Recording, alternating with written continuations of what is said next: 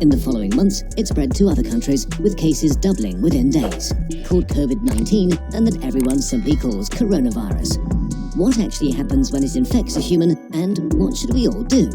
A virus is really just a hull around genetic material and a few proteins, arguably not even a living thing. It can only make more of itself by entering a living cell. Corona may spread via surfaces, but it's still uncertain how long it can survive on them. Its main way of spreading seems to be droplet infection, when people cough, or if you touch someone who's ill and then your face, say rubbing your eyes or nose. The virus starts its journey here and then hitches a ride as a stowaway deeper into the body.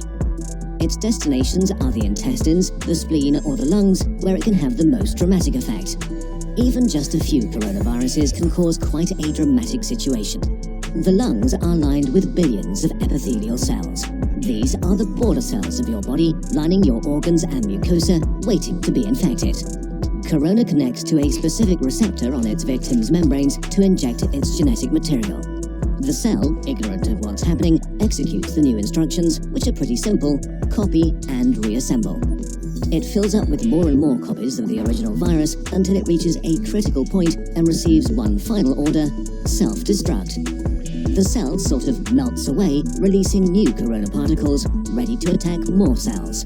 The number of infected cells grows exponentially. After about 10 days, millions of body cells are infected and billions of viruses swarm the lungs. The virus has not caused too much damage yet, but corona is now going to release a real beast on you, your own immune system.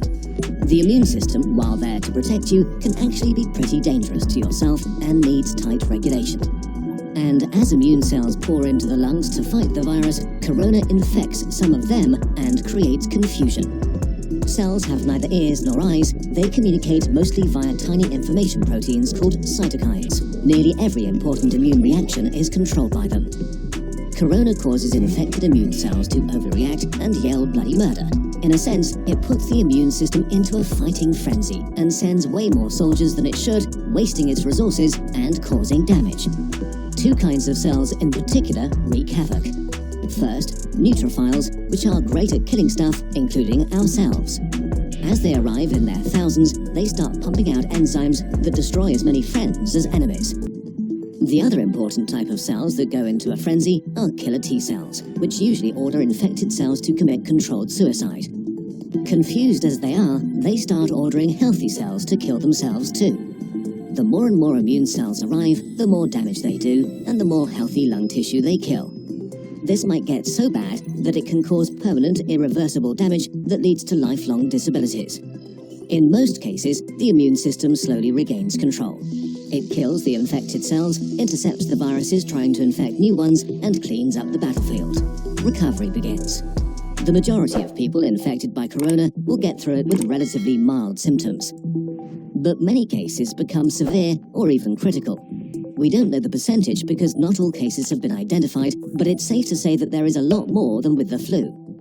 In more severe cases, millions of epithelial cells have died, and with them, the lung's protective lining is gone.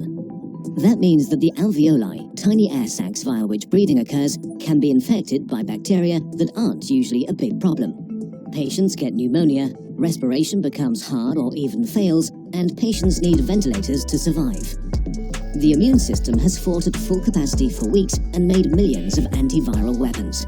And as thousands of bacteria rapidly multiply, it is overwhelmed. They enter the blood and overrun the body. If this happens, death is very likely. The coronavirus is often compared to the flu, but actually, it's much more dangerous.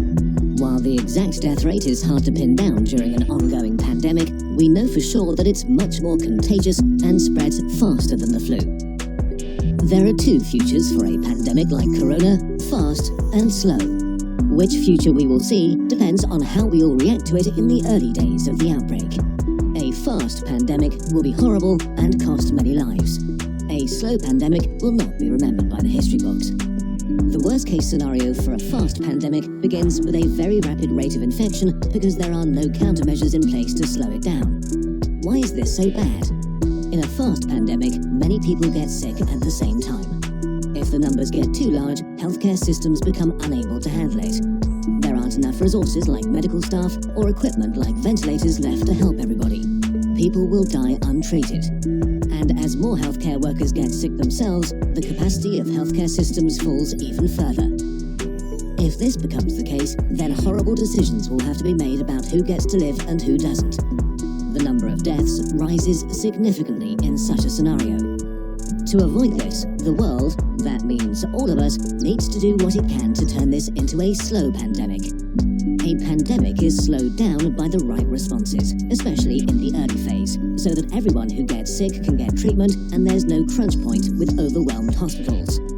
Since we don't have a vaccine for corona, we have to socially engineer our behavior to act like a social vaccine. This simply means two things: not getting infected and not infecting others. Although it sounds trivial, the very best thing you can do is to wash your hands.